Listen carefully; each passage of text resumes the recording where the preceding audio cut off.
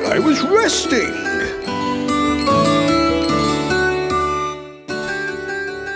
Welcome to another episode of the While I Was Resting podcast, in which we chat to actors, performers, musicians, anybody about the jobs they've done in between their chosen career path jobs. Okay, so we have with us today the legend, the one and only Mr. James Lovell, the man who instigator and head honcho at the Ministry of Fun.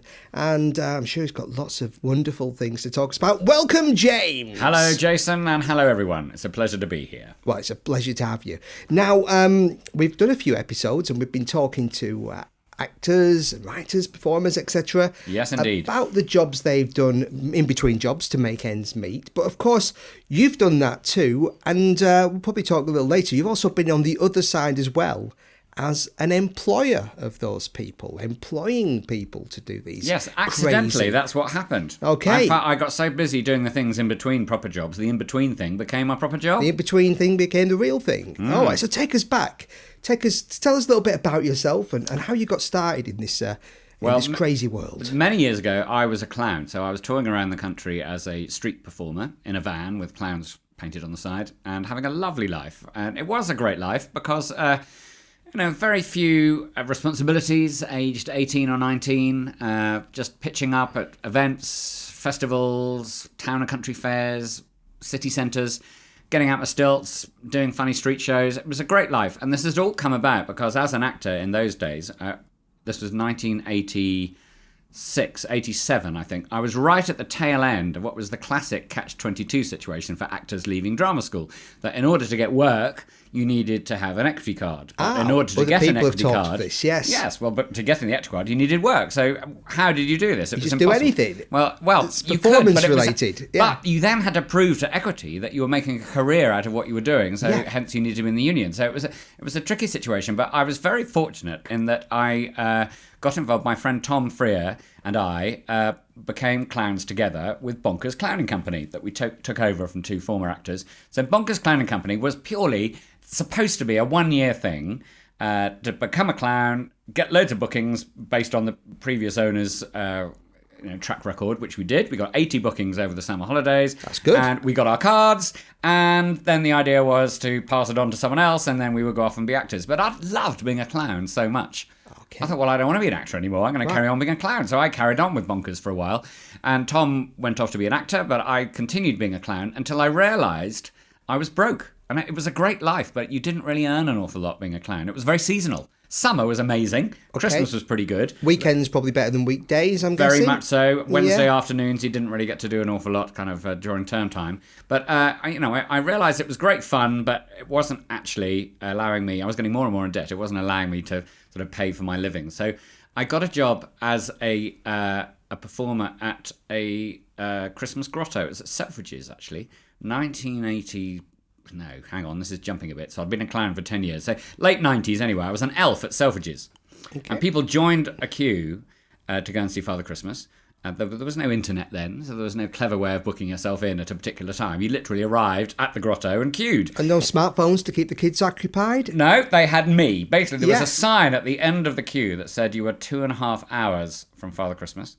That's like the queues at Alton Towers kind of thing. Yeah. Exactly that kind of length, really. I've done that too at Chesington. That's a funny old thing. I'll come to that in a moment. But at Selfridges, people queuing to see Father Christmas joined a queue. They joined the back of a queue that knowing they had 2.5 hours. It was like a post office queue going backwards and forwards. And when you were in the middle of it, it was horrendous. But it was my job to make that 2.5 hours amazing. So me and my pal Julian started writing little pantomimes and doing little shows. And actually, we made the pre-show quite fun, So we got a kind of... we got a bit of a thing going. We got asked back the following year, and that's when the next phase of being a street entertainer was being an elf.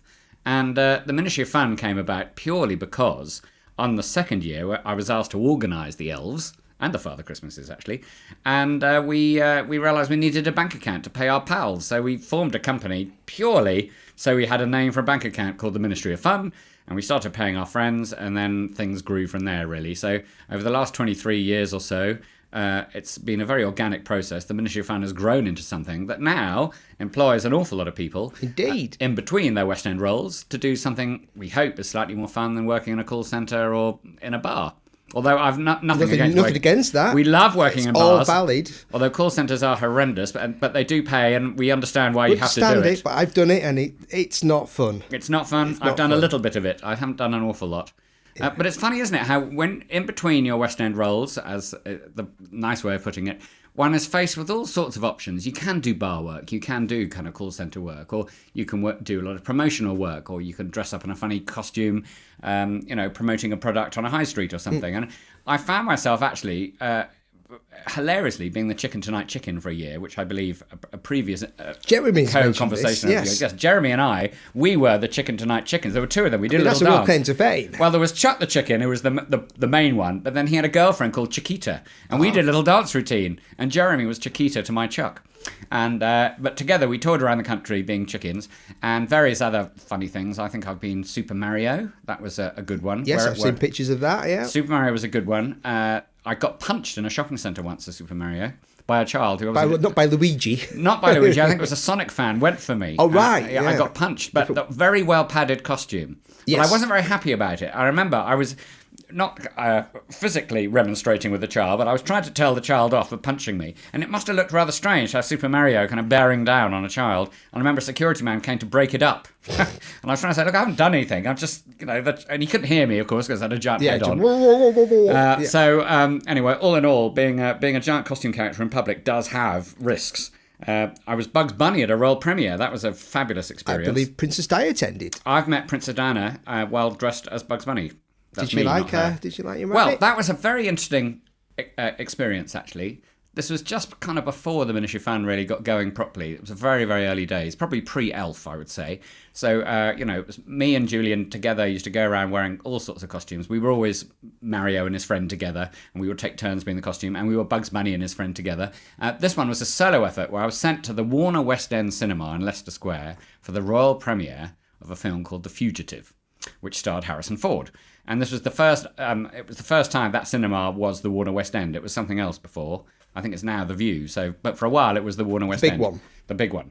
And so I'm sent along with my Bugs costume in a bag over my shoulder to go and basically I was told in no uncertain terms that I had to get into every photograph as Bugs Bunny because lots of celebs were coming. It was a royal premiere, so it was going to be wall to wall VIPs. So I was given this little room to change in. Which had a very jazzy carpet, apparently designed so that if you spilt popcorn on it, it couldn't show. Interesting little side note there for you. So I was put in this little room, and I was waiting. No one wanted Bugs at this stage, so I was just sitting in this room wondering what to do. And suddenly, in this flurry of excitement and with this strong smell of aftershave, a man in tartan trousers came waltzing in with the cinema manager behind him, and he was saying, right, there needs to be velvet loo paper, there needs to be hand cream, there needs to be face cream, nail files, there's a long list of things that she wanted. And I realised I was in the room that Princess Di was going to go in before she went for film to powder her nose, so to speak. So that was exciting, but I was soon turfed out so they could bomb test it. Anyway, finally the crowd started arriving. I'm sent out, and Bugs Bunny is seen as this great excitement to start with because there was no celebrities there yet. And to start with, everyone wanted Bugs. But as soon as people started arriving, it was get out of the way, Bugs. So I'd go running back inside because the photographers told me where to go. And then the PR woman was saying, get back out there, Bugs. So back I'd go. And all the paparazzi are like, get out of a shot. Get the rabbit out of there. Yeah. Swearing at me. And poor Bugs was going backwards and forwards. It's getting very hotter and hotter with every moment because these suits are hot. So normally you're only in them for like 45 minutes before you have a break. This was like the third hour. I was like kind of running backwards and forwards, and then I'm told, right, you can have a break now. She'll be here soon. So I go upstairs, and I'm sitting in a room going, can't believe that. That was a long shift. And then I'm told, she's here. Get out there again. So I run out to the mezzanine level at the Warner West End Cinema, and I'm put in a line. And I look along the line, and there are about 5 people away on the left. There's Clint Eastwood. Wow. And Bugs, I'd smiled. Obviously, you didn't see I was smiling, but I waved, and he just frowned at me. Oh. It was a classic Clint friend. Like a Dirty Harry fan. Yeah, it was absolutely. It was like if he'd had a gun, he would have shot me. Rabbit, I've only got 6 bullets. Well, the PR woman's now standing behind me again, regardless of what Clint is doing. The PR woman is saying to me, right, when she gets here, you have to get the picture. You need to get a picture where Princess Di. So I'm rather nervous. I'm plonked in between these 2 children with bunches of flowers, and I'm standing there waiting, trying to get a smile out of Clint, but he's not wearing it. And suddenly there's a hush, and a paparazzi man says, she's coming! And up the escalator arrives Princess Di, and I tell you, I've never known a room gasp like it. She had something. She had star quality. The whole room went, And there she was, wearing a long black ball gown, lots of legs showing. She looked incredible. Anyway, she comes straight to the children, gets the flowers, walks straight past me, misses me out. No way. Goes to talk to Clint. PR woman's furious at this stage. I'm going, what do I do? Anyway, on her way back to pull the curtain to open the plaque to announce the opening of the cinema, I barged the children out of the way, get down on one knee, grabbed her hand, kissed it, obviously not really kissing it because I'm wearing a rabbit head, but I acted like I was kissing it. And she looked at me and she said, thank you. And at that point, Clint Eastwood did smile at me. Good. I got a smile from Clint. The Clint. I cracked the Clint, and off they went. And I was left sort of on my own on the mezzanine level of the Warner West End. And the PR woman said, right, well done, Bugs, you can go home now. So I went home on the bus with my rabbit costume over my shoulder, having just been spoken to by Her Royal Highness. That was an exciting job. There were lots of those kind of things going on at the time. There were a few companies around that employed actors to wear costumes of various kinds. I'm sure you've worn a few. I've worn a many. What's the funniest one you've worn? I was, oh good lord, I've been Rugrats. Ah, yes. I remember being Pokemon. That was fun on the big Pokemon big launch was day. That a round costume? Yes, yeah. Marvellous. There was 3 Pokemon on the day. We had to employ 20 Japanese security guards. Was that when we were launching? That was a miniature fun job. It launching was a the Xbox. Job. Was it the Xbox or? No, it was the launch of Pokemon in the itself. UK. It was for a PR company called Cake. Yes, I was the only person in the days. office because you were in Butlins, and I got a call the day before saying we need 3 people in Pokemon outfits. That was easy. But we also need 20 fake Japanese security guards. Did we find a football team somewhere? A Korean football team. That's it. Yes. They'll do. They'll do. Yeah, put them in a black suit. They look mean. Black suit and sunglasses. Yeah. Phone call to costume studio in 20 black suits and dark glasses. Can you imagine? Because PR stunts were very new in those days. What they must have thought. Well, I'm not saying historically, they've always been PR stunts over the years. But in this country, that was a real kind of late 90s or mid 90s to late 90s. That was a golden era. That was the golden period when it was all around the .com boom as well. When people were very much trying to outdo each other as to who could be the most creative in their PR, because somehow that would reflect on how creative they were in their company, and because it was all new. Yes. And it was supposed to be big thinking, big thoughts, big ideas, blue sky thinking. Well, the Ministry of Fun, blue sky thinking. We used to go to meetings thinking of words to put in. I remember going to one saying, and you came out with, well, let's put some skis on that idea and see if it goes downhill. Still my favourite. I was proud of that. Yeah, that was a good one. But anyway, we were launching, I reckon, in those days. So after the Elf and Father Christmas, we obviously got an office, and it became, we knew people in the PR world, because I had, between being a chicken and an elf, I had briefly been a PR man for 2 years, and quite an interesting, for a while it was quite interesting, but I missed performing and I missed dressing up in funny clothes, so I went back to being a clown again. However, during those 2 years I learnt quite a lot, so I'd met quite a lot of PR people. So when the Ministry of Fun started, we found ourselves as a resource for PR companies, mainly PR companies and advertisers, wanting to do these kind of PR stunts with Pokemons and security men. We were able to find the performers and the costumes and build sets and all that, and build cars and, do funny things like that. So very accidentally, the combined experiences of being a clown, a chicken and a PR man were very relevant in the mid-90s, because we were absolutely perfectly qualified to get groups of people to do... You were just kind of positioned between both worlds. I know. Exactly the right place. Who would have thought that those 3 satellites would collide in such a dramatic way? The PR meeting. What we need is some clowns. Yes, we need somebody who's got experience. But clowns are perfect because they're loud and fearless and don't mind dressing up. And then with a bit of PR knowledge, you only have a very short amount of time to get your information across on a high street. So, you need to be loud, you need to be memorable, you need to be fun. And so that's what happened. We found people like yourself and all the other, it's now up to thousands of people we now know, who are all of like-minded souls who would prefer to be running around the middle of Leeds dressed as a sandwich than sitting in an office making phone calls all day.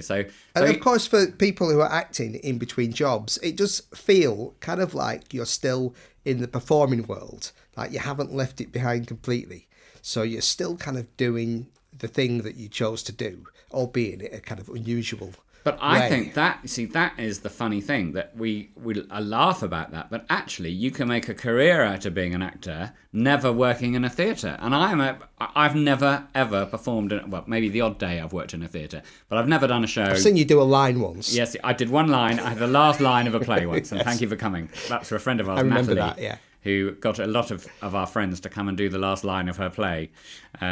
It was hilarious. I was more nervous about that than anything I've ever done in my life. Yeah. I had to walk out onto a stage in front of an audience and remember a sentence. You had to learn a line rather than make one up. And make a face. I had to make a face as well. It was awful. However, anyway, I'm proof of the fact that you can actually make a career out of being a performer without ever working in a theatre.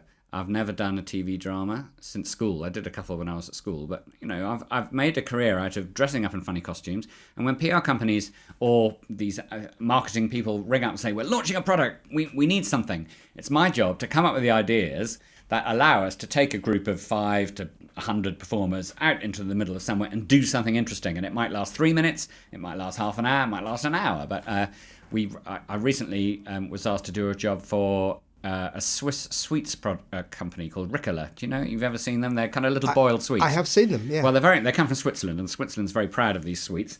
And I was asked so they should be. Well, they're jolly nice and healthy too, and no sugar in them either.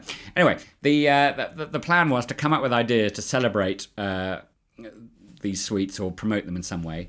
And because they're from Switzerland, I thought, wouldn't it be fun to get a group of Alphorn players together? You know, those guys that have the long horns. Long horns. And do Lederhosen? Interestingly, Lederhosen apparently is Austrian, oh, not okay, Swiss. right. I made the same, well, you statement would, as wouldn't you. you? Yeah. So no, that's Austrian. Obviously, I knew that. But a kind of, Swissish, Austrianish kind of costume. Yeah, Swissy. There was a hat and there were braces involved. Okay.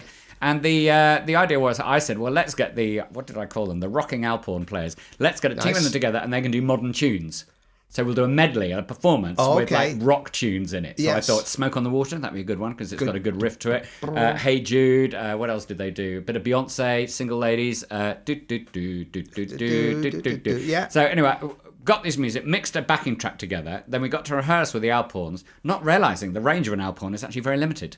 They couldn't play half the notes. No. They kind of low register, isn't it? Well, and also there are lots of gaps in that as to what they get, so I can't remember the notes now because I'm not an expert, but anyway, so we had to sort of, they'd be missing out one. So with Smoke on the Water, it'd be so they'd miss out a note. But anyway, it still kind of worked. But I was thinking, those Alphorn players loved it as well. They were used to playing, very traditional events with people drinking large beers.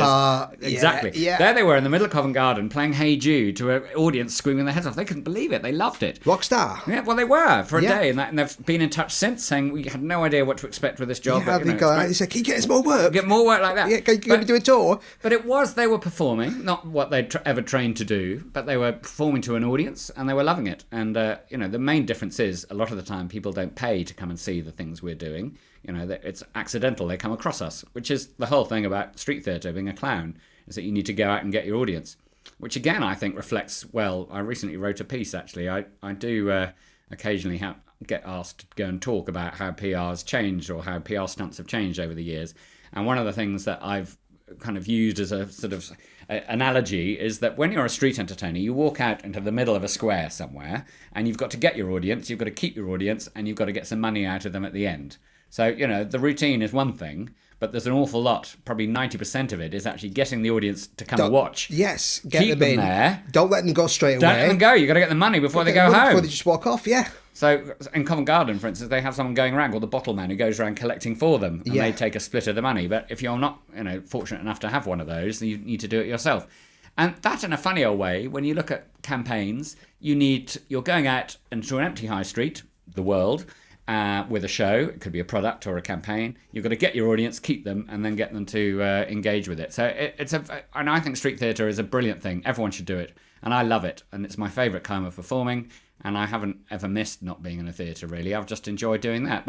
And all these other funny things for the Ministry of Fun have come across as a byproduct of that. A lot of the PR stunts we've done, normally without any permission at all, we turn up and do a performance somewhere. Well, the phrase that was big at the time, especially around about that dot-com boom, was guerrilla marketing. It was. Guerrilla marketing was the thing. Like some sort of crack team of commandos. Now, interestingly, guerrilla marketing around that time, mid-90s to sort of early 2000s, was great. And I would say about, at least half of the things we did made it into the papers in some way, because it was all new and exciting. Do you remember we once sent 2 people to the House of Commons just as ferrets to go and have a fight? Yes, I've been a ferret. I wasn't that You weren't ferret. One of them, that were was you? Liam and Alfie. But yes. I was also a ferret. There's a clip of me with my hat following right behind Ken Livingston on the that. day that he's polling. I do remember and I'm Ken right behind him, Livingston. right, hugging him, and he's got going, oh, what's this then? What's this then for? He probably and thought all it the was press, funny. Yeah, he was fine with it, but the paparazzi were like, get that effing ferret out of there. You cease to be a human being, don't you? When you're dressed like that, you are scum. And the press,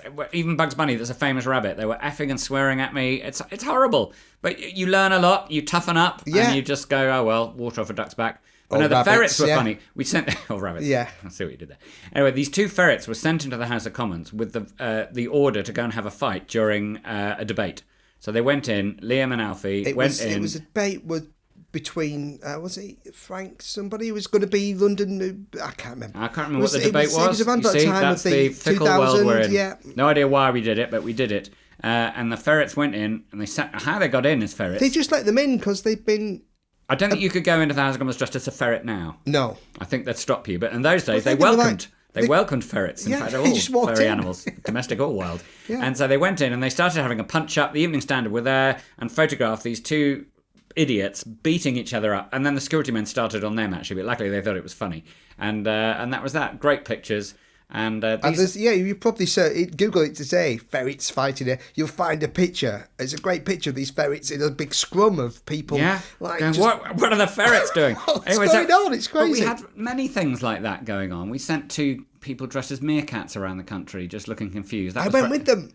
Oh, Meerkat Manor, that was for the Discovery Channel. Yes. Were you their driver then? Or I was filming them. They'd been sent to make a video of their exploits. But they were welcomed warmly wherever they went. Well, everyone loves meerkats. Yeah. Well, how could you not? Even giant ones. But it's funny, when you're walking around town as a costume, it needs to be done well. And that's something that people often overlook, is that there's nothing more annoying to me. Well, there are lots of things that are probably more annoying, but something that annoys me is somebody dressed as a costume character looking fed up. And when their body language is down, you think, well, what's the point of that? Yeah. What are you doing? Who wants a sad Mario? No, you want a Mario who's upbeat. So your shoulders need to be up, your movements need to be exaggerated. There need to be big hand movements. Yeah. And it's all bigger. Without wishing to sound too arty, there is an element of kind of physical performing mime even in that. That when you turn your head, you don't just turn your head, you really double take, massively turn your head, and you just stop, you punctuate every movement in a big way, and you bring the character to life. And I personally get a lot of pleasure out of doing that. Still, I haven't been dressed as a chicken or a rabbit or Super Mario for a while, but I still enjoy that kind of feeling of when you're in a costume. I think the most recent thing I've done that's similar to this was being the Fat Controller. I was the Fat Controller walking through the middle of Cheltenham, and I don't know why, but I was. And it was interesting. I had to be in character. And I had to say, good morning, everyone. And, as the Fat Controller would, I hope you're having a really useful day. And people kind of like that. They feel disappointed if they see a character and they're not living the dream. It's like a bad Santa. Don't start me on that. That's probably your worst. Oh, don't start me on that. Yes. A bad Santa. I saw somebody, this is a story I've told before, so I'm sorry if you heard it before, but I saw somebody a few years ago standing on a street corner on Oxford Street, collecting money for charity, so thank you, that's great, well done you, but wearing the worst Santa costume I've ever seen. Trainers, their beard was hanging around their neck, and he was smoking a cigarette. That's not what the great man does. The great man would never... occasionally a puff of a pipe. You've got a responsibility there. You've got a duty of care. They should be locked up till January if you see people doing that. Father Christmas is the most kind of the crystallised sort of character. You're ruining it for the kids. You're a magical character. That costume is recognisable around the world. You are Father Christmas. When you're dressed as that, you have to be magical. And that's why we started our Santa school, actually, because I remember when I was an elf all those years ago at Selfridges, most of the Santas were fantastic, but there were a couple that were less magical than others, shall I say. Mm-hmm. And we decided, let's make the best Father Christmases you've ever seen. So that's why we started our Santa school. And 22 years on, we have we train about 30 or 40 Father Christmas performers every year to recreate the magic of the real man. Who does exist, by the way. That's very important. Of course, you're just stepping in to film us on occasions. Very, very rare occasions that he can't be there. He can't be there. But yes, over the years, I think I've noticed the difference that people, you can still get the work dressing up in these costumes, but they don't necessarily make the newspapers in quite the same way as they used to. Because they're a lot more savvy to it now, I think. I think the press are savvy. There was a boom, and they've kind of cottoned onto it. And now the councils as well, they've kind of realised that we used to be able to wreak havoc from most city centres, apart from Leeds. That's always been troublesome, and Birmingham has always had a few challenges just from the authorities. But we used to be able to run riot everywhere, but nowadays it's harder. So we need to slightly. I remember when Pop Idol driving a massive limousine through city centres. That was and a good job. There was a bunch of screaming fans. So we've got about 20 who travelled in the ladies. limousine, which was genius. They so the travelled in limousine doubled up as their kind of transport between cities. We had a van. We were fake paparazzi. Yeah. So we followed a bit behind. The limousine would pull up just on the outskirts of the town centre. All the fans would get out in their cowboy hats and feather boas and stuff. The limousine would drive through town. The fans would start chasing the limousine, screaming, "Pop Idol! Pop Idol!" As if there was somebody famous inside. And then, of course, we'd start chasing dressed as paparazzi, flashing fake cameras with fake flashes. And of course, the whole thing was branded with the words "Pop Idol" and with the time that it was going to be playing that night. So it was all about getting people interested. I thought that was a very successful job, actually. It was. The pictures were brilliant because, I mean, if you're in the middle of, I don't know, Nottingham, something like that, where, celebrity stretch limos don't necessarily, unless they're football related, probably don't necessarily go there an awful lot. There was suddenly this massive long stretch limo with millions of people bashing on the ceiling, screaming and yelling, with cameras flashing. We did try and sort of jazz it up a bit towards the end to try Did and you? to make it more, we'd done it a long time. We thought, how can we add a little extra thing to this? So we stole a sheet from the hotel. And it was in A sheet. A sheet. white Oh, sheet. sorry. And we thought, what we'll do is we'll Yeah. get the limousine to pull up, drive through town, and then somebody will run out with a sheet over their head. Good idea. And as if that's a pop star, Yeah. jump in the limousine, and the limousine will drive off, and we'll do the same thing. Yeah. And once we got past the group of people in the town centre, we'd just stop and everyone would get back in the limousine and get back in the minibus, and we'd go on. That'd be the end of it.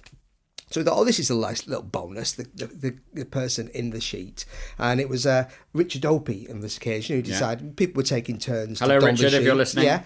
Miss you. And so he ran in, he ran through town, he jumped in the limousine, it was all black windows, so no one could see inside the limousine. Everyone chased.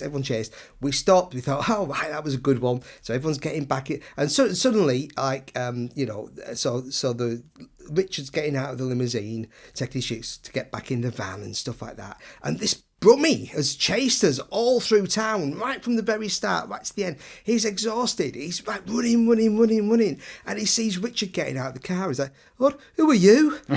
You're a nobody. You're just a nobody." And Richard's like, "Well, haven't you seen any Fringe Theatre?"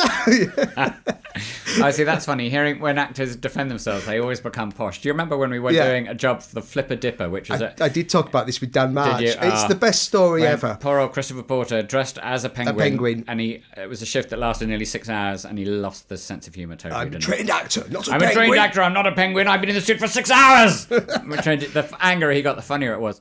We had another stretch limo job, which amused me, which different to that, where we were promoting another programme for Discovery Channel about pets and celebrity pets, or pets being pampered. And we managed to make a poodle costume, a very realistic looking poodle costume, actually. And the idea was this limo would turn up just as you've just described, actually, and then the doors would open, everyone would be expecting a celebrity, and out would get a poodle. And then the paparazzi would take pictures of it again, and then we would get in again. And it was branded Discovery Posh Pets or VIP Pets.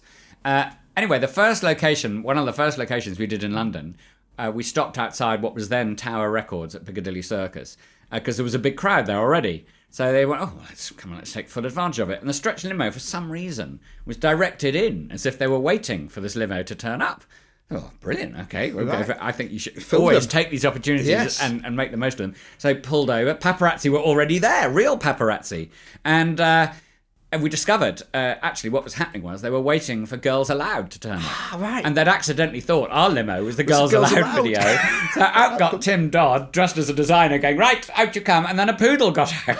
There was extraordinary silence. Huge build-up. It was, here they come. And then there was It's a dog. As a poodle turned up. And then they quickly realised they'd obviously ushered the wrong limo to their moment, and we were told to go away again. But it was splendid. All done totally deadpan.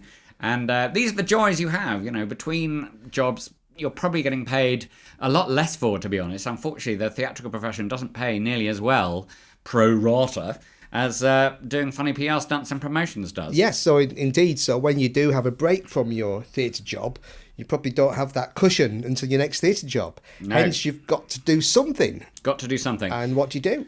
But I mean, it does vary, though. I mean, we're talking about the fun end of it. There are some jobs that you do in between that aren't as much fun. I mean, just bog standard leafleting. I don't see the point of leafleting, actually. Do you? I mean, people just put them in the bin. No one likes leafleting. No one likes leafleters. No one particularly likes leaflets unless they're kind of. It's bad for the environment. But, yeah, the whole thing is terrible. So you're better off just making a noise and an impression. But we've all stood outside buildings normally in the rain. We invented this thing at the Ministry of Fun early days called the Rush Hour Package. Do you remember it? I do. Which was a very good idea on paper, and for a couple of days it probably worked over the course of a week. But the idea was we only worked for like 2 hours non-stop. 7 to 9. At a high level. Lunchtime. And then 2 hours in the evening. Yeah. And it doesn't sound much, but 2 hours or 2.5 hours of non-stop ministryness is very tiring. It's like doing a show, really, because we just give it our all. No breaks. You do full on 2.5 hours and you blast it. Then you get a nice long break and then you do another one at lunchtime and then in the evening in 2. But they always seem to start in the dark, in the winter, in the rain. We'd always be in the city because the city's a great place,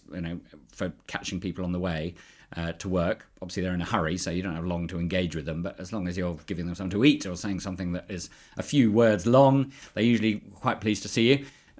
That it would always be pitch dark in the rain, and we'd be illegally parking a van just on the side of London Bridge, on that lovely spot at the base of the spike. Oh, cheeky spot, yeah. Cheeky spot. Don't give it away, because yeah. Well, recently I did another job there, and the traffic warden found me quite quickly. Oh, really? I had to use all my blagging skills, and which is another thing you need to learn when you're doing these things. Yes. Is how to blag authorities so you don't get your fines. I managed to escape a fine, but I had to go and find somewhere else to park. I did find somewhere underneath. Should you ever need to know, there's a place underneath London Bridge by a staircase, so you can sort of hover there, but you've got to run up the stairs with all the product you're giving away. But we were always there out in the rain doing these things, and sometimes people just hate you, don't they? Yes. And they're very mean to you, and you're kind of treated like the lowest of the low. And they look down on you with a great disdain. Yeah. I've got a proper job. Yes, what are you doing? Exactly. The phrase, I hope what are you getting paid to do that? Or they think, you're almost like worse than vermin. But it's worth doing for these experiences to do toughen you up in life. And then the fun ones come along that might involve a poodle getting out of a stretch limo. And, things are then more easy to cope with. But then after the kind of the guerrilla marketing, then moved into becoming ambush marketing, which was a kind of variation on the theme created by PR companies where you would go to an existing event and just take it over. Quite difficult to do, but they liked that. The word guerrilla marketing became a bit passé, so ambush marketing became the thing. That didn't last very long, and now I think guerrilla marketing is seen as very old hat. No one really sort of uses that phrase anymore. No, it was of its time. It was of its time, although, the alternative is you pay for space and do something, in a shopping centre or something like that, and then it becomes like a bog standard promotion, which, again, are good payers, and they're good to do, and quite often they're good fun. And if it's a nice campaign doing something that is actually interesting to the public, then it works for everyone. But then the flash mob era came blasting in. Flash mob, that was a big kind of boom for that was probably years. 10 years ago now, I think, when we did a few.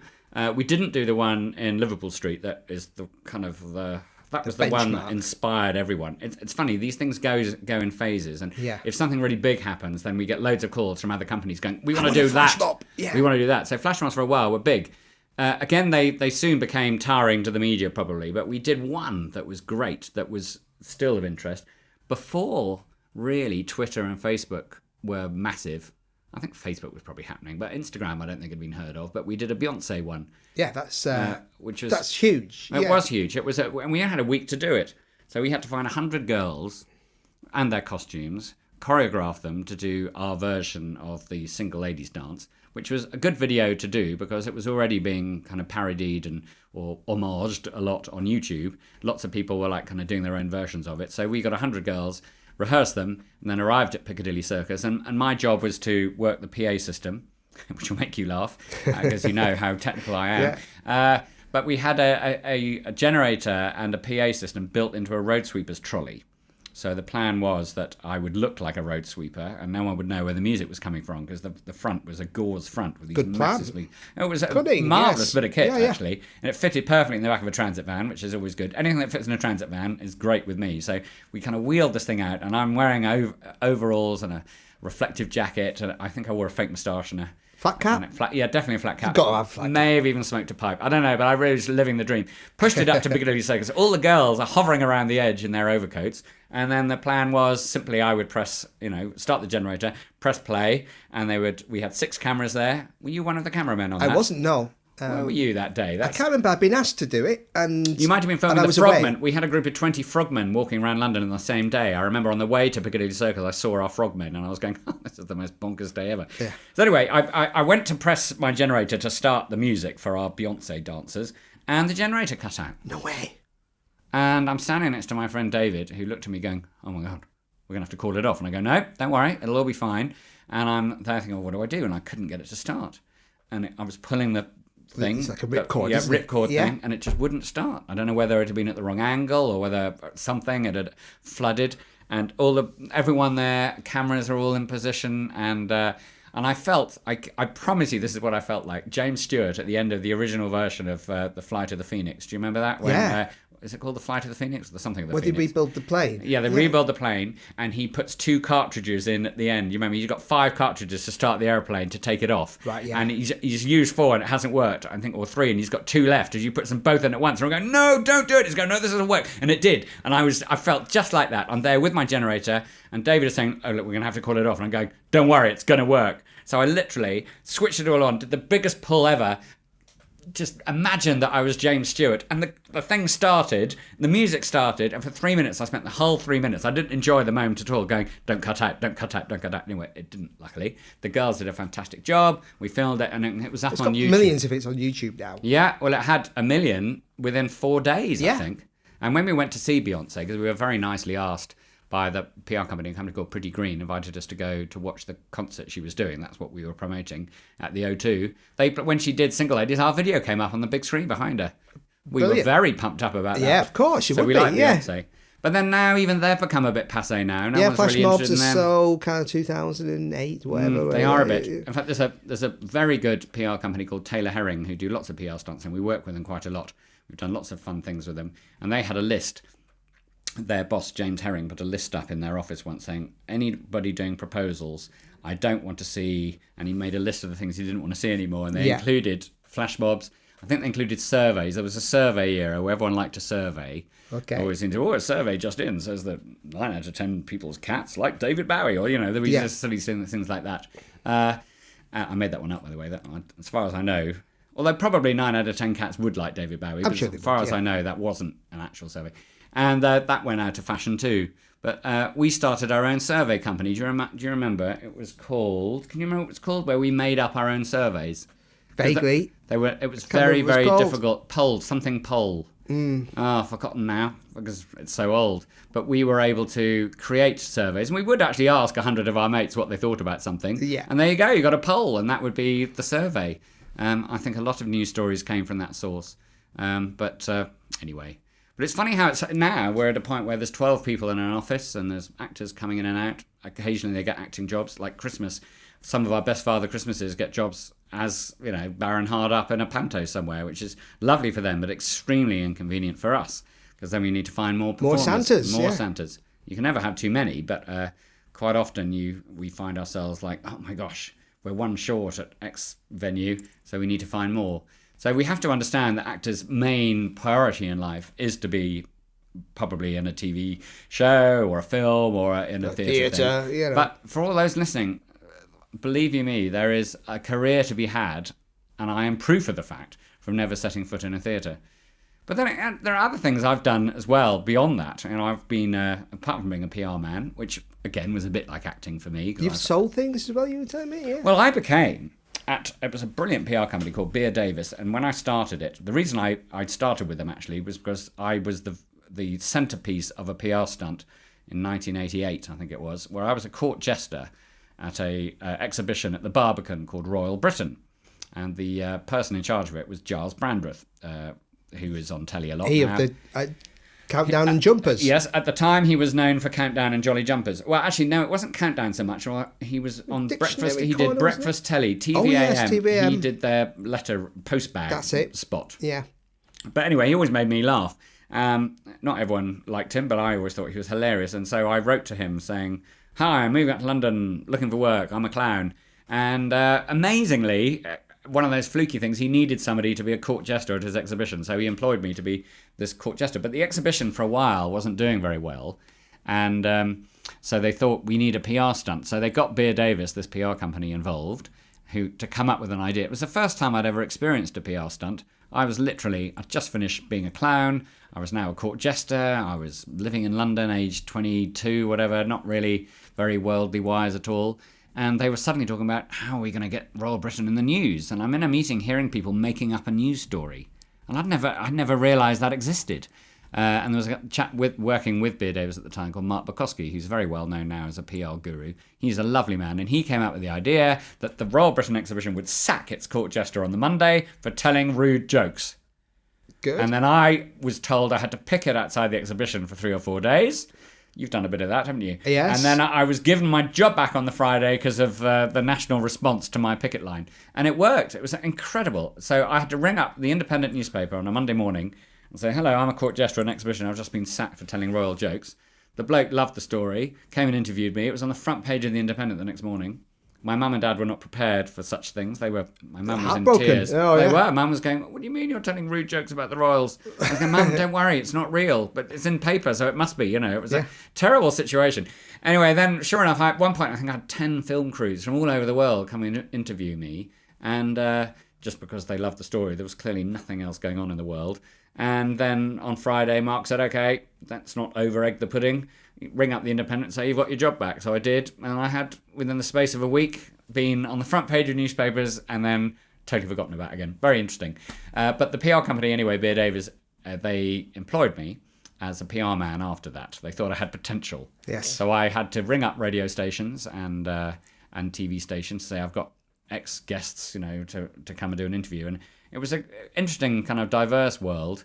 We'd do like Ray Davies from the Kinks one day, and at the same time I might be doing Sainsbury's new Apple chart, or I don't know, I think cranberries were quite big then, so I quite often was trying to promote some cranberry company. And then we'd get a huge rock star would come in, or Freddie Truman, the cricketer, or lots of music. Isaac Hayes. I shared a taxi with Isaac Hayes for a few days. I remember you telling me about Isaac Hayes. He was a dude. He was a dude, wasn't he? He was fantastic. Yes. He really was. He was lovely, though. And what was interesting, even age, he must have been 60. He's passed away now, hasn't he? Yeah, sadly, yeah. But he brought out a lot of his old recordings, and he'd done some great covers. He'd done the cover of a Sting song. I've forgotten which song, but I hopefully will remember sometime. And it was really good. I mean, a massive voice he had. And I was in a lift at Broadcasting House with him, and a girl got in the lift. And he went, hey, baby, how are you? What's your name? And he was just extraordinary. The brazenness of it. And she loved it as well. That was Isaac Hayes. They all loved it. Well, I don't know if they knew who he was, but he had something. But even if you don't know who Isaac Hayes is, he's going to do it. It was a Hayes aura, definitely. In that special way. Yeah, he was phenomenal. Loved him. And so that was good fun. And then be back to Sainsbury's Apple charts again. And then Joan Baez, had a week with her. That was genius. I was terrified of her when I first met her, because I'd heard she was a feisty thing. And obviously she'd been political and all this. And I was like, oh, crikey, what's she going to be? She was absolutely lovely. And in fact, at the end of the week, because my nickname in those days was Lovey, because there was another James at the office. So I was always called Lovey. Being the actor type. Lovey. That's a good nickname. So anyway, at the end, she kissed me on both cheeks and she said, Lovey, I remembered a song my dad sang to me the other day when I was a child. I remember the other day I was thinking of you. And I went, oh, thank you very much, Joan. And she sung me the song called Lovey Lovey. How I was nice. serenaded at Radio 5 by Joan Baez singing Lovey Lovey. And so these were definite high points.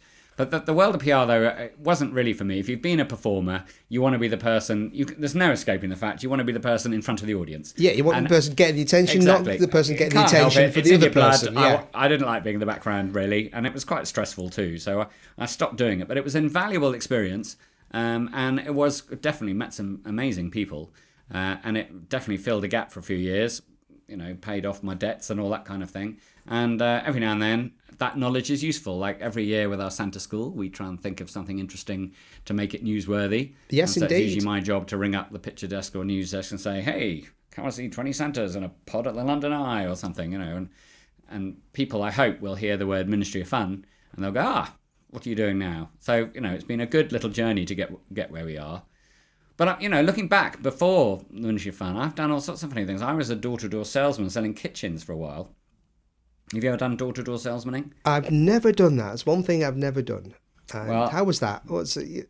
It was horrendous, actually. Yeah. I'm glad now I've done it, because I know what it was like. But oh my gosh, knocking on doors to sell a kitchen, well, that's a Yeah. big thing, isn't it? I mean, most people have already got a kitchen. They So have. you've got to get convince them that the kitchen they've already got is like no good. You need a better kitchen. And kitchens aren't cheap either, so you're no. selling like 20,000 quid's worth of stuff. It's not like an encyclopedia. No. So I remember there's I had a spiel to learn, so Oh, there was yeah. a certain amount of performing, I suppose. I had this whole spiel, and I remember the first door I ever opened, I got through the whole thing, and the bloke just stared at me and went, "I don't speak English." And I went, "No, I'm wasted." I was so angry with him. He could have stopped me earlier, but anyway. And I never got invited in by a saucy girl, It's not like bored it's not like housewife. Confessions of a door-to-door Definitely wasn't. seller. No, there no was Robin no- Asquith moments. No, there was nothing like that at all. I was invited in once by a very nice lady who felt sorry for me. She gave me a cup of tea and some cake. I said, "What are you doing with your..." She was saying, "What are you doing?" I said, "I don't really know. I don't know if I'm cut out for this." I sold 2 kitchens, I think, in well 6 done. months. That wasn't... I don't know how, but I did. So, that funny thing, actors are always supposedly people who are going to be good at selling and all this kind of thing. Yeah. And it's true to a certain extent. There is a fearless quality, but you've got I mean, to there's feel... the idea that they can learn the scripts, Yeah. deliver it. Even if they're not committed to it, it's like they're putting on a character. The character who when it's believes in so- kitchens, but it's not. Not it's- always the heart's not when in it's it. so connected with selling a product, it really, you do feel like you've sold out. I think even my famous friend Rob Brydon, we were at college together, Rob and I, and we did cabaret together a lot. And we were told once we were the worst act they've ever had. And now look at him, he's done very well. But he worked in telesales. So Yeah. Rob Brydon worked in telesales for a little while and hated it. I think he lasted one morning. It's not much fun. So, there's always fun things to do. And you should try and look, I think, in between acting jobs. Don't be depressed, because there's plenty of other ways to find work. In fact, my old college, the Welsh College of Music and Drama, said they'd love me to go in and talk to them about what you can do as an actor that isn't actually theatre acting, if you see what I mean. So Yeah, of course. there is, there are Because there's plenty of... lots of people in drama school, and they're all going to come out, and obviously there's not as many jobs as there are students. No. People need, Every year it's a bit like X Factor. I always feel sorry for when the year's out and the new series of X Factor starts. The previous lot are, on the whole, they're sort of finished, aren't they? Yeah, they'll do nightclub appearances for about a few months before the next kind of I mean, they'll probably reality get show slightly kicks in. more money than they would have done before, so it's been a good experience but for it's them. not a glittering road to stardom. No, it isn't. I mean, probably one or two acts each year do well, don't they?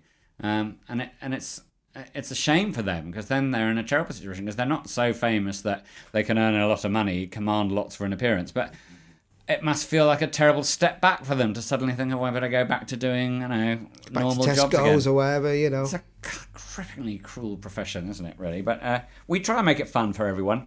And I think you should be prepared to do things that aren't necessarily what you learnt at drama school. They aren't necessarily Shakespeare. Prepare to throw yourself into anything, and there's much satisfaction to be had. And it pays you good money. And you meet fun people as well. We only employ fun people. It's true. A lot of my close friends are people I've met doing these kind of jobs over the years. And I'm glad there to is hear an that. element of camaraderie, and You're in it together, you know what to expect. I remember when we were doing jobs back in the early days when we were putting banners on motorway bridges, which we knew the if we banners got on caught. motorway bridges. So prior to that, to get us in the mood, we'd all sit down and watch like Wild the Geese. Wild Geese Yeah. or the Italian Job, some Yeah. sort of caper movie. Yeah, to make where us there was feel a mission. like We're saying we're doing it give for us General some sense of Nimbani. bravado. Remember, we're doing it for Nimbani when we did the banners. Yes, we yeah, did. of course, we did it for the banners. I You got arrested. Caught. You got caught. That was funny. You did a bridge too far. That was a classic That was case. my line. I said Yeah. we thought we've got one banner left. We're on the way home. There's a bridge. We thought we'll get rid of all the banners. We stopped at this bridge, and that was the bridge where I got arrested. And I phoned up the office and said I just went a bridge too far. But how often enough do you actually get to say that for real? Never, but it was for real. Yeah. Wasn't the policeman watching you put it up, and then you turned around and there he was, and he just said, "I think you can take that down again now." And then he asked you what you've been doing and told you to go all the way up and take the other ones off as well. Yeah. Dear. Dear. See, I'd stopped half an hour earlier and I was fine. You forgot it, yeah. We went was a like bridge too far, yeah. Waiting for the Lancasters to come back after a raid. Where's Jace's van? Ah, well, happy days though. Very, very happy days. Yeah, there have been some very good moments. And the getting arrested moments are funny too. You've been arrested twice. Weren't you once arrested for nicking a bow tie off a bouncer in Newcastle? Oh yeah, but the police that was outside of work. That was defending somebody else, but that was on a job. So you were working for us, but it wasn't actually during the job. Yeah. No. Yes. And the bouncer was being very mean to somebody in a wheelchair. And I defended the person in the wheelchair. For you. And the bouncers were very big and I'm very small. But it ended up with, in a scuffle, me like grabbing the bouncer's tie and throwing it in the Tyne. Good. Which point the police arrived. The bouncer was like, "Oh, it's on my tie." Yeah. So the police kind of arrested me, but then took me back to the police station and were like, "Well done, mate." Oh, that's they, good. They were really nice to me. And I think the police are nice. We have far more trouble with the council than we do with the police. Oh, yeah. In fact, there was a recent job that I was involved in, an overnight one of these kind of where you're sticking things up everywhere. It was for Pepperami, those Pepperami sausagey things. And they had a funny campaign, actually, where the idea was to fill holes across London. And the idea was Pepperami fills a hole in your tummy. So there are loads of roadworks all over London. Pepperami will fill those holes too. So we had loads of hazard tape, branded hazard tape, and signs. And the idea was that we would go around anywhere we found any roadworks, we'd just wrap it with this hazard tape and then stick a sign in it saying, "Fill a hole with Pepperami." And I had a similar experience that you did that time, that I was fine, as much as I didn't get arrested. But another team in their van on the embankment was stopped by the military police who had machine guns. And they were wondering what on earth they were doing. They made the mistake of parking the van next to where they were doing the activity. It's shoddy. You should always park miles away and then walk the last bit. Anyway, they got caught, and the poor actor in question was asked his name. And he gave his name, but then his ID had a different name on, because of course he was an actor. Did it say it was Hamlet or something? Well, I'm the Prince of Denmark. He said, "Well, I'm an actor, and that's my acting name." Everything he said just got worse. It just worse. It sounded like he was lying. Oh. And the poor chap. Anyway, they called the normal police, who turned up and then just sent him home and said, "Oh, for goodness sake, stop wasting our time." And usually the police are charming.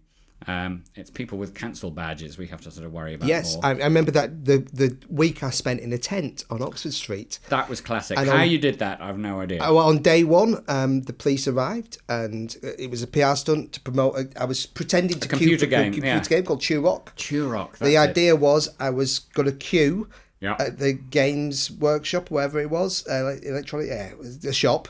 And you were the first person to buy it. I was the biggest fan. I never even played the game. I had to read about it, and the police arrived on the first day because I pitched a tent, full-on tent in Oxford Street, and you can't do that. And they arrived and said, "Hello, what's going on here then? Do you have a tent?" And I was like, "I'm queuing up for Turok. I'm at the start of the queue. And would you like a hobnob, officer?" Good work. And I had some hobnobs in my hand. Very good, yeah. I offered him a biscuit, and he was like, "Oh, a hobnob, yeah."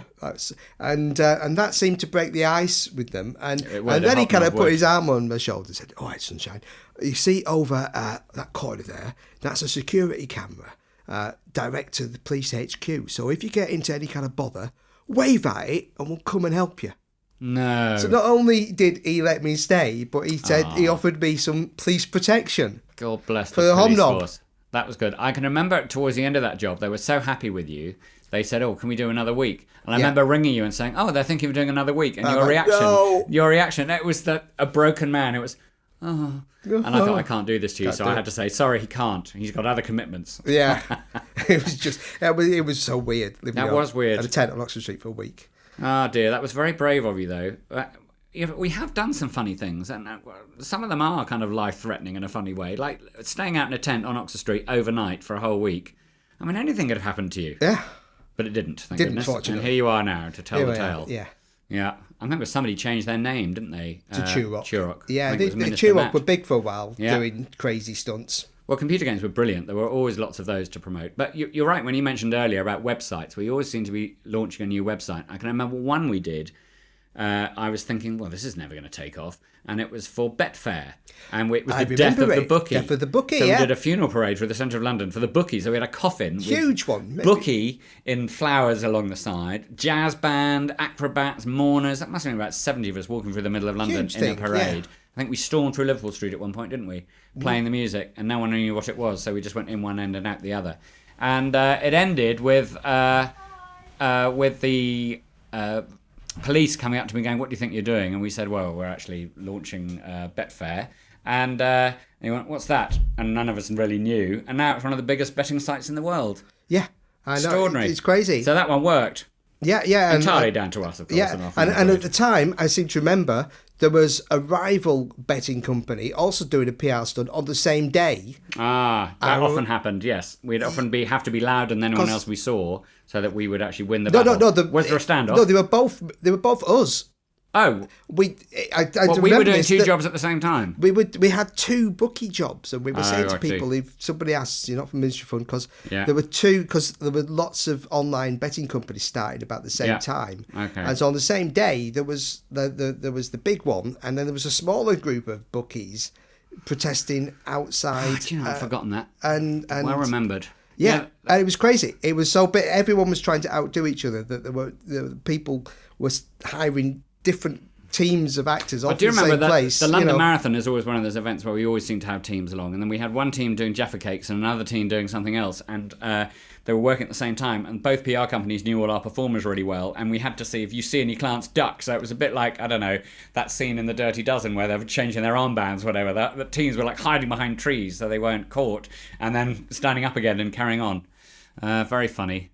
Yeah, there was a lot more of that kind of thing happening. It still works, all those kind of jobs, but people are a bit more maybe creative or tactical, or they want to know result-wise actually what a particular activity is achieving. And luckily, social media's come along, which is very handy because you can actually quantify quite well how well something's doing now. You can see how many likes it's got. I think back in the original times, it was more about who can have the best idea, who can say, oh, we did this, and rather than, oh, it's had this result. It's like, we came up with this, therefore we're more creative, and now it's more results driven, and the press are more wise to it, Well, I realised that I thought, PR stunts maybe are not going out of fashion, but it's becoming harder, when I think Pepsi painted Concorde blue. Do you remember that? No. They did, and it hardly got any coverage at all. Exactly, you didn't see it. But that was a massive thing to do. And I remember seeing a picture of Concorde painted blue for Pepsi, and it didn't get any coverage at all. And I thought, wow. Yeah. Maybe people don't like Pepsi. That's often a thing. People don't like the brands you're promoting. That's something that stops it. So Greenpeace was always a good person to work for, wasn't it? Yeah, we did a lot for Greenpeace. They were great. Because everyone kind of liked them. There are certain things people like. Father Christmas. Everyone loves Father Christmas. Yeah, no one's going to be rude. The big man, No one's going to be rude to Father Christmas. Absolutely. So that's one of those. And funny enough, being a court jester, no one is ever rude to me being a court jester. As a clown, very different. But people kind of respect some roles, which is an interesting thing when you're dressed as a character. Well, usually when you're dressed in fur, you're ridiculed. Likewise, if you're holding something resembling a leaflet. I think when you're dressed in a kind of full-on outfit where you don't see the person inside, people forget there's actually a person in there. That's why people will sometimes like just rugby tackle you and things like that. They'll do things to you that they never do to just a normal person. But they'll see a suit and there'll be a disconnect. And they're like, it's a cartoon character. Well, Yeah, they forget there's a person trying to earn some money there. I was rugby tackled on stilts once outside Twickenham by some drunken idiot in a barber.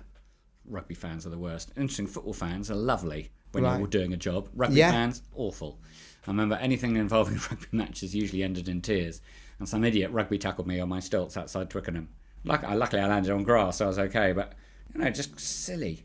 But these, this is life in the front line, Jason. It is. Living dangerously, yes, that's indeed. Right. On the edge. On the edge, as you say, But no, there's reams and reams of funny things we've all done that I think, everyone should have a go at.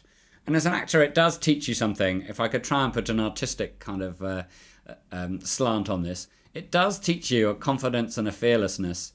Like, I just know, learning lines is my problem, so I'd exclude myself from theatre stuff. But if I was put in like a pantomime or any street theatre situation, I think, I've learnt an awful lot about how audiences can behave towards you and how mean they can be.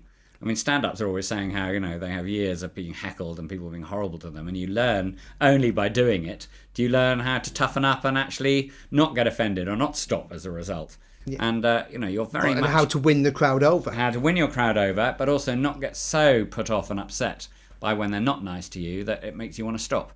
I think my appetite for doing the funny things is as big as ever. Yeah, I guess for many actors it could toughen them up for the bad reviews. Well, I think that's important. And they probably will come. I've never been reviewed, I don't think, for anything.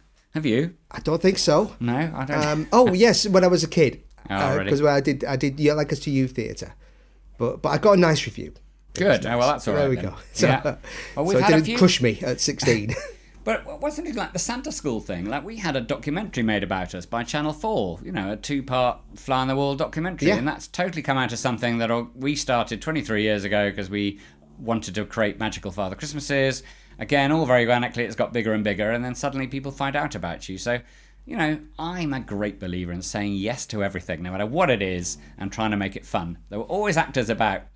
In the early days of Julian and I doing Ministry of Fun jobs, there were always actors who felt it was beneath them, and they'd be there looking miserable or on the phone to their agents or, get me out of here, I should be in a show. And we used to just find the whole thing hilarious.